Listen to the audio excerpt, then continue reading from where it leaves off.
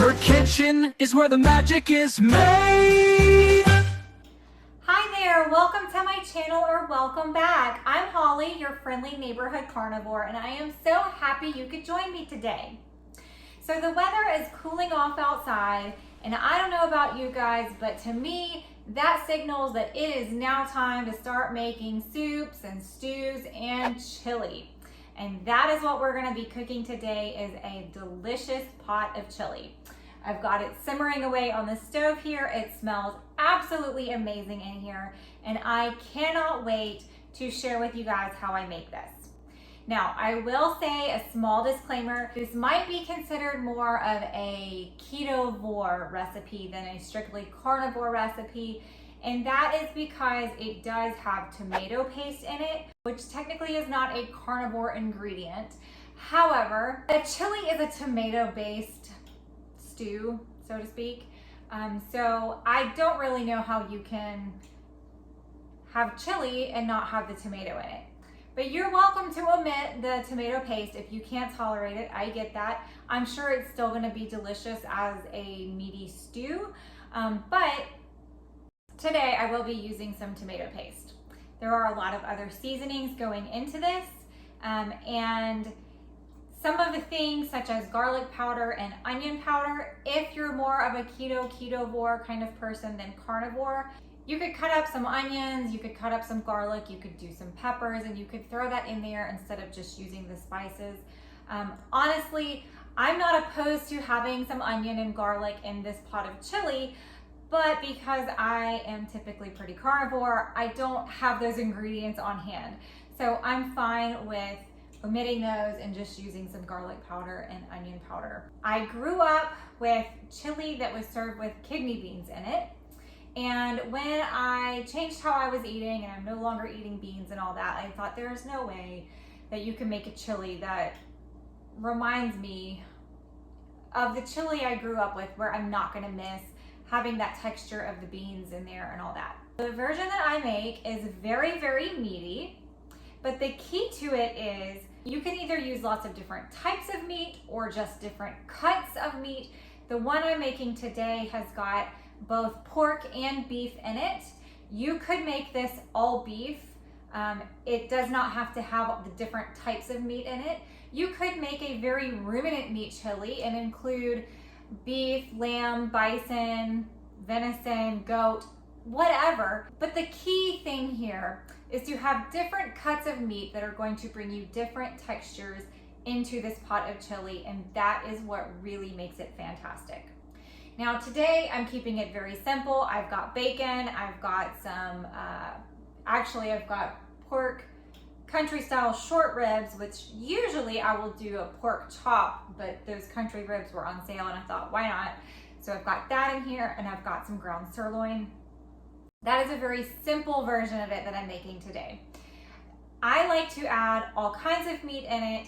If you're a person that wants to include more organ meats in your diet, this is actually a fabulous recipe for that, especially for those that are looking for a way to hide it in their food because they just don't find it super palatable. I have made this chili dicing up some beef liver and having that hidden in there. I've also used beef heart. Honestly, just throw a whole bunch of different things in there. They're going to be delicious. You're not even going to notice that you have organ meats in there. But I don't have any today. Today is a very simple version. So let's throw on our aprons. Let's get over here and let me show you what I've got in this pot and how I've got it all thrown in there together. I've got it simmering for about 15 more minutes, and then when that is done, I can't wait to show y'all the final result and taste it with you guys. Okay, let's get cooking. Most of this recipe is going to be shown in super fast mode because it is very simple, but it just takes a little bit of time. We're going to start by cutting up 1 pound of thick cut bacon into little strips. We're going to put that in our chili pot over medium to medium high heat. We are just going to let that go. We want that bacon to cook, get a little bit crispy and brown, not super crispy, but we really just want it so that we've got all of that lovely bacon fat rendered out. Once that bacon is browned up a bit, just a little bit crispy, we're going to move it to the side, make a well in the middle, and then we're gonna go ahead and add our cubed up meat. I've got pork spare ribs in this recipe today. You could also use pork chops, you could use steak, you could use chuck roast, you could use beef stew meat. It is up to you what you choose here. Cook that up. You want to try to get it as brown as you can, although I know it's difficult when you are putting it in a very crowded pot. But get it cooked and then stir it around a bit, and then from there we're going to add in our ground sirloin. And once again, it doesn't have to be ground sirloin. It can be ground beef of any kind. It could be ground lamb. It could be ground venison, ground bison. It is your choice, but some type of ground meat. We're looking for multiple textures here. Get that meat browned up, stir it all together, and then we are going to proceed with our tomato paste. So once again, we're going to make a well in the middle. We're going to add our tomato paste, and this is going to seem kind of strange at first. It is sitting in a pool of fat, but it's okay. We want to keep it there in the middle, stir it up as best you can. You're wanting this to turn from a bright red color to a darker, more burgundy color before you mix it into everything else.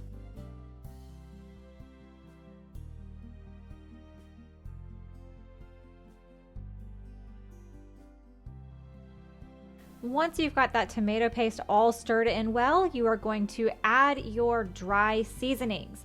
All of these seasonings are going to be stirred in, and then you're going to want to let them cook for about a minute before we move on to the next step.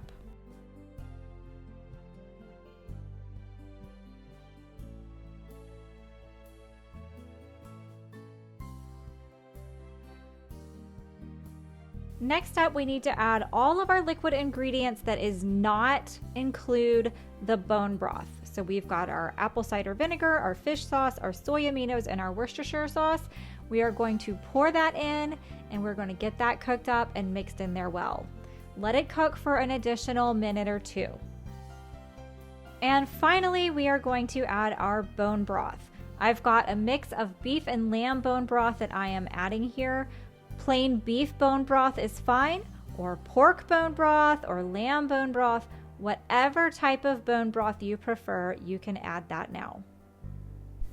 Once you get all of the ingredients in the pot and that bone broth has been added and you've stirred it up, make sure as you're stirring that you are scraping the bottom of the pot really well. You want all of that extra flavor that's stuck on the bottom from where you browned your meats and all that. You want to get it mixed in well so that you have all of those flavors really coming through with your chili.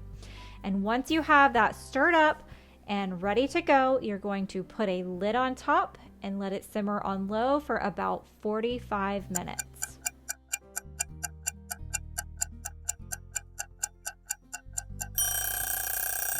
Okay, how easy was that? That was the simplest pot of chili, and it's super meaty. Let me show you guys.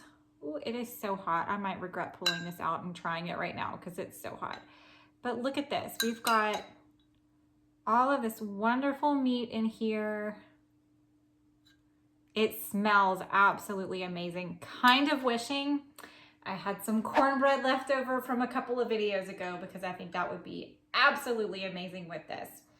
So this was super simple, super easy. All you have to do is pretty much let it sit there and cook itself most of the time. This is a super cozy, warm bowl of goodness for that changing weather when things are cooling off and you're just wanting to be warm all the way deep down to your soul.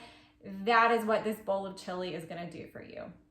So let me give it a taste. Let's get a little bit of everything in here because I like to have all the textures. So let's see, we got a little bit of pork and a little bit of sirloin, and I got some bacon in there. I got all the things in that bite. Oh, it's so hot. It smells so good.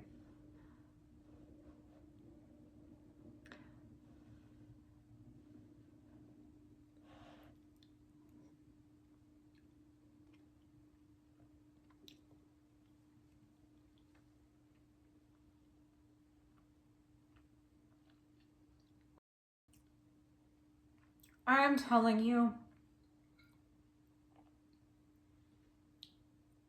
this is so good. This is the most delicious chili I have ever eaten. It's rich. It's got such umami flavor in it with the soy and the fish sauce and the Worcestershire sauce.